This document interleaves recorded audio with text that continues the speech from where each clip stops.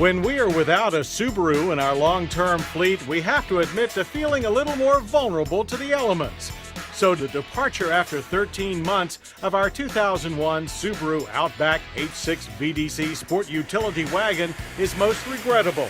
Yes, over the last 23,649 miles, we did find a few things to carp about.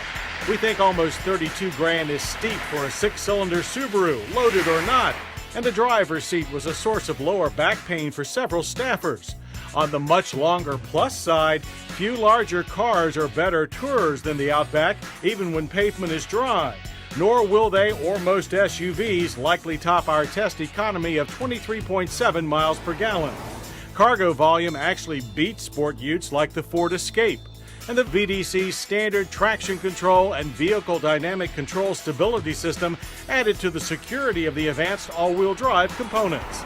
So do you understand now why we'll miss our Outback? But Subaru begged us not to cry, and to ease our pain, they left us this little beauty.